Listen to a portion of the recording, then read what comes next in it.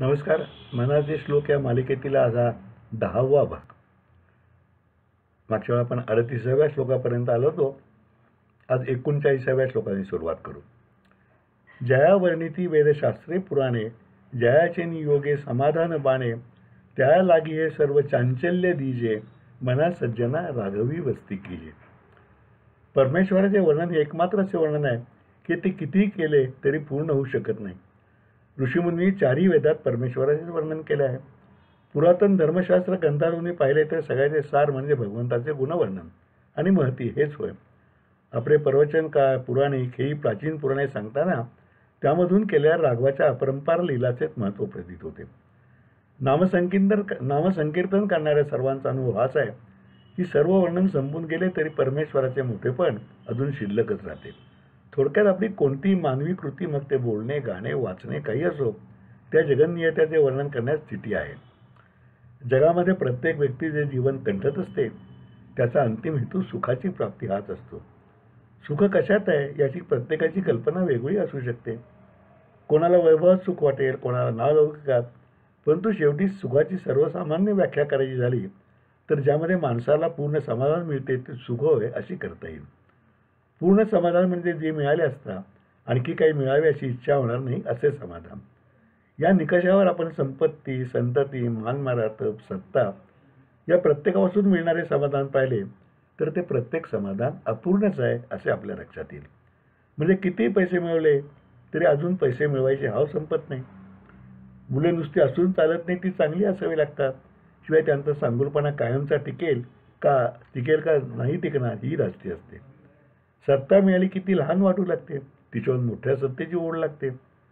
नगरसेवकाला नगराध्यक्ष व्हायचे असते, नगराध्यक्षाला वाटते आमदार व्हावे, आमदारपद मिळाले तर वाटते राज्यमंत्रीपद असावे, राज्यमंत्रीपद मिळाले तर कॅबिनेट मंत्रीपद वाटते आणि कॅबिनेट मंत्र्याला एकदा तरी मुख्यमंत्री व्हावे असे वाटत असते. सीएमचा डोळा अर्थात मुख्यमंत्र्याला डोळा PM पदावर म्हणजे पंतप्रधान पदावर असतो. बरे, जो प्रधानमंत्री आहे तो तरी समाधानी आहे का? म्हणजे आजच्या काळातला नाही, पूर्वंपार चालत आलेलं आहे. त्याला आपले पद, तदंगभूत सत्ता निवडणुकीनंतर टिकेल का ही काळजी नसतेच. थोडक्यात या प्रत्येक गोष्टीतील समाधान अपूर्णच आहे. संपूर्ण समाधान एका भगवंताचे होणारच आहे. भगवंताशी एकरूप झाल्यावर कशीही परिस्थिती आली तरी साधकाचे समाधान कायमचे टिकेल.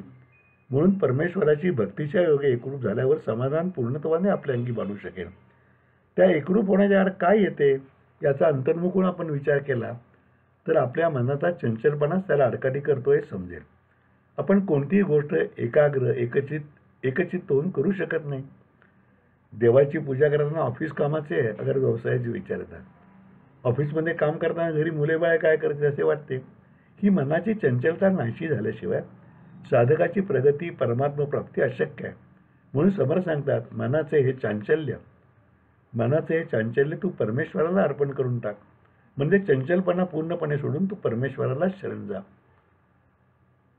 त्या लागी हे सर्व चांचल्य दीजे, सर्व चांचल्य बुद्धीचं, मनाचं परमेश्वर चरणी अर्पण करून टाक.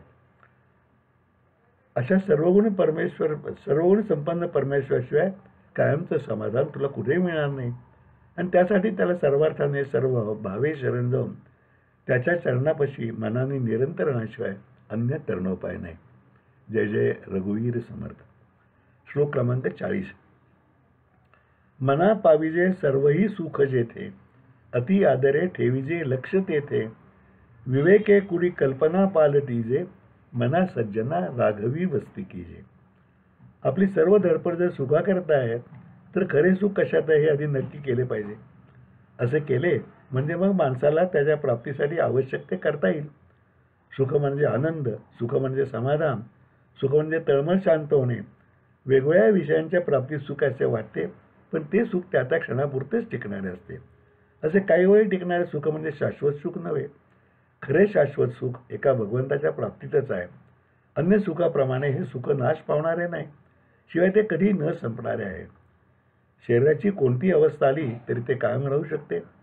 एकदा परमेश्वराशी आनंद झाल्यानंतर आणखी काही मागण्याची किंवा मिळवण्याची हाव पूर्णपणे नष्ट होऊन जाते. म्हणून मनाने एकदा ते सुख प्राप्त करून घेण्याचा ध्यास घेतला म्हणजे अन्य ऐहिक सुखोपभोगाकडे लक्ष आपोआपच कमी होईल.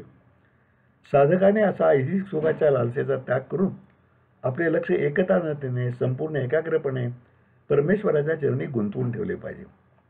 अनेक विकारांनी जर साधकाचे मनात स्थान प्राप्त केले असेल तर त्याचे मन असे एकाग्र होणार नाही. ऐहिक सुखाचे प्रेम लागणे सोपे असते, पण निर्गुण निराकार परमेश्वराचे प्रेम साधकाला जाणीवपूर्वक लावून घ्यावे लागते. प्रपंची माणसाचा स्वाभाविक ओढा ऐहिक सुखाकडे असतो आणि ते स्वाभाविक आहे. तो ओढा थांबवून त्याला उलट दिशेने म्हणजे परमेश्वराच्या दिशेने वळवणे हे प्रयत्नानेच साधणारे आहे. वाईट गोष्टी सहजी होतात, पण चांगल्या गोष्टी प्रयत्नपूर्वक केल्याशिवाय होत नाहीत.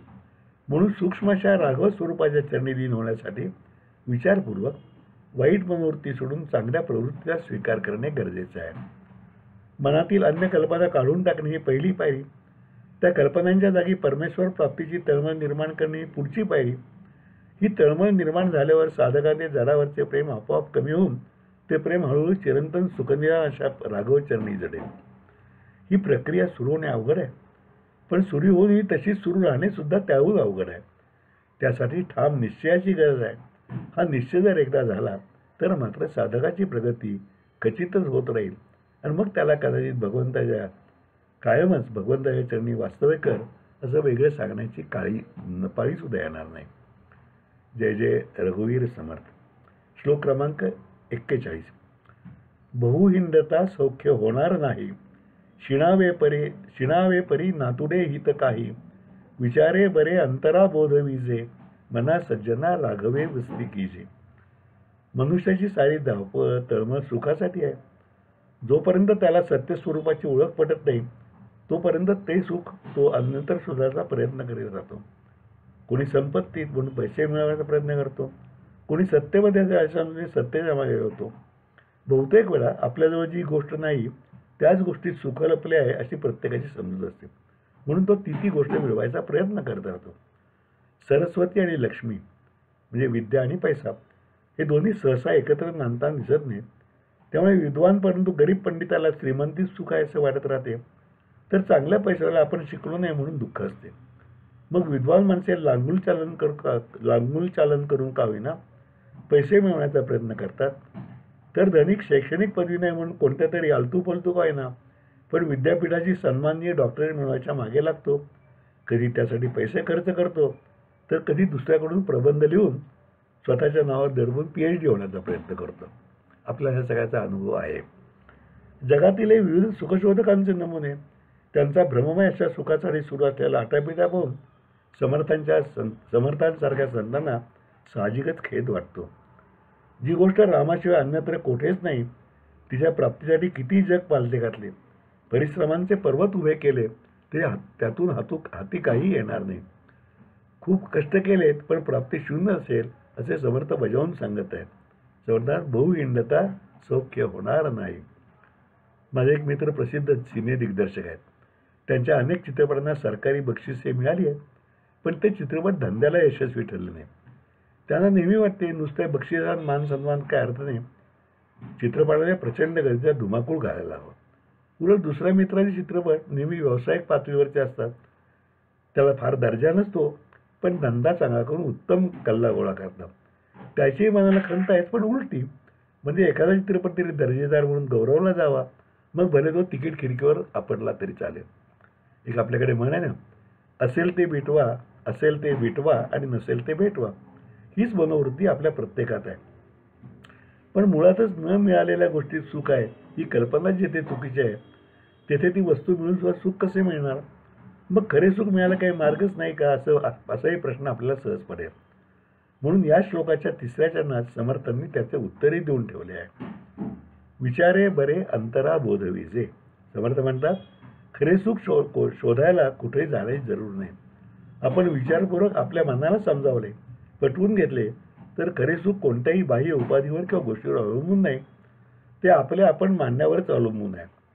जर सारासार विचार करून मनाला तसे वळण लावले तरच ही सर्व बाह्य सुखांची साधने व्यर्थ आहे हे आपल्या लक्षात येऊ शकेल. कोणत्याही गोष्टीचे हवे नको पण नष्ट झाले तरच सुखाची प्राप्ती होईल. अशी चिरंतन सुखाची प्राप्ती करून घेण्याचा एकच मार्ग आहे, तो म्हणजे आपला अंतरात्मा आणि परमात्मा यांचे नाते जोडण्याचा. एकदा हे नाते जुळले म्हणजे मग साधकाची स्थिती कशी होते या मला नेहमी गाईड चित्रपटातला संवाद आठवतो. गाईड हा हिंदी चित्रपट गाजलेला आहे. देवानंद, वहिदा रहमान आणि विजय आनंदनी त्याचं अप्रतिम दिग्दर्शन केलेलं. त्यात शेवटी हा संवाद आहे, बस अभी क्या है. तर तो सांगतो की न सुख है न दुःख है, न दिन है न दुनिया, बस मैं हूँ मैं हूँ मैं हूँ. अशी आपली अवस्था स्वानंद प्राप्तीची साधकाची होईल आणि त्याच्या या सुखावर बाहेरच्या कोणत्याही परिस्थितीचा काहीही परिणाम न होता ते शाश्वत टिकेल. यासाठी समर्थांनी प्रत्येक साधकाने मनोभावे कायम राघवचरणाशीच वास्तव्य करावे असे सुचवले आहे. जसं सूर्य उगवला की अंधार आपोआप नाश पावतो, जसे परमेश्वराच्या चरणी मन अर्पण केल्यावर सर्व दुरितांचा आपोआप नाश होऊन साधकाला खरे आणि चिरंतन सुख प्राप्त होते असं त्यांचं सांगणं आहे. जय जय रघुवीर समर्थ.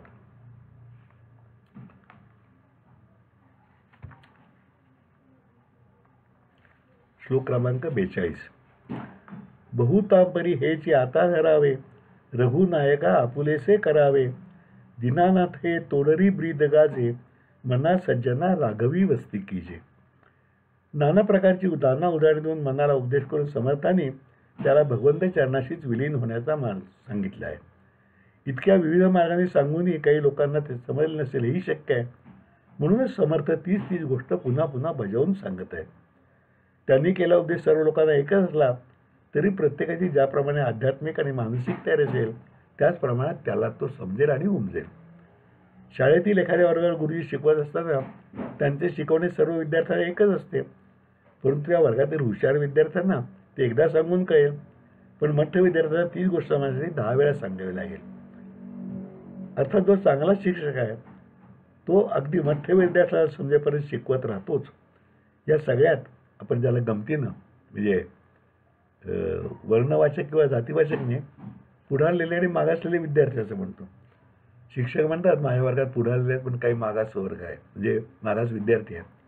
तर असे जे मागास विद्यार्थी असतील म्हणजे शिक्षणामध्ये जातींचा ह्याचा बिलकुल संबंध नाही, मागं पडलेले, त्यांना तयार करण्यासाठी त्या शिक्षकाचं सारं कौशल्य असतं. तसं साधू पुरुषांचंही आहे. म्हणून समर्थ हे जाणतात की अध्यात्मार्ग असणाऱ्या सर्व साधकांची प्रगती सारखी असणार नाही.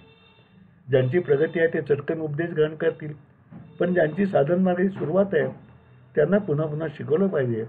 म्हणून ते मनाच्या श्लोकात आहे आणि समर्थांच्या सगळ्याच वाङ्मयात आणि सगळ्याच सत्पुरुषांच्या वाङ्मयामध्ये अनेक वेळा तोच विचार वेगवेगळ्या तऱ्हेने परत परत त्यांनी मांडलेला आहे. त्यायोगे वाचकांच्या, श्रोत्यांच्या, साधकांच्या मनावर तो सारखा पडून निश्चितपणे थोडा तरी उपयोग होईल असं त्यांना वाटत असतं. आपण पाहतो की अगदी कठीण अशा दगडावर सुद्धा जर एकाच ठिकाणी थेंब पाणी सतत टाकत राहिले तर तो दगडसुद्धा काही कालांतर फुटून जातो. तद्वतच या उपदेशी संततधार धरल्याने कधी स्वार्थी माणसासुद्धा बुद्धिपाठ होऊ शकेल अशी त्यांना खात्री वाटते. समर्थ म्हणतात की आता त्या विश्वस्वामी रघुनायकाला आपलेसे करून घेण्याव्यतिरिक्त अन्य कशानेही तुला पूर्ण शांती लाभणार नाही. तो राघव भक्तासाठी दीनानाथ आहे. त्याला शरण आलेल्या प्रत्येक भक्ताचा तो उद्धार करतो. या त्याच्या ब्रीदाची साक्ष त्याच्या हातातील तोडा गरजून देत असतो.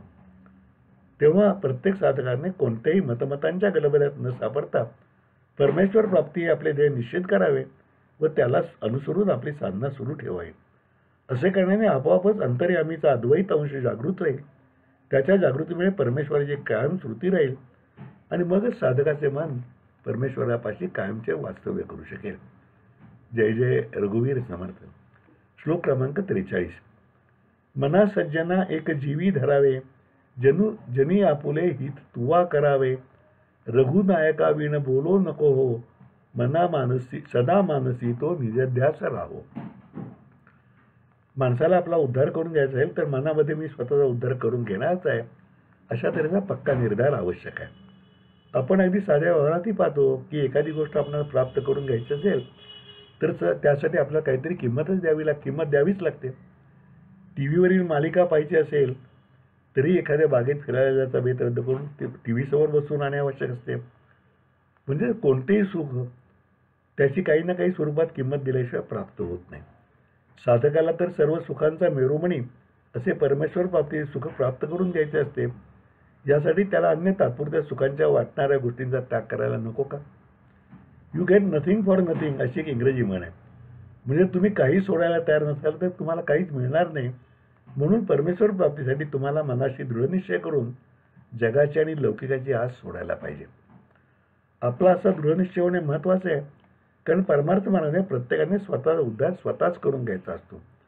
दुसरा कोणी म्हणजे तुमचा गुरु किंवा अगदी एखादा संतही तुम्हाला मार्ग दाखवू शकेल, परंतु शेवटी त्या मार्गावरून ज्याचे त्यानेच चालत जाऊन प्रगती साधायची असते.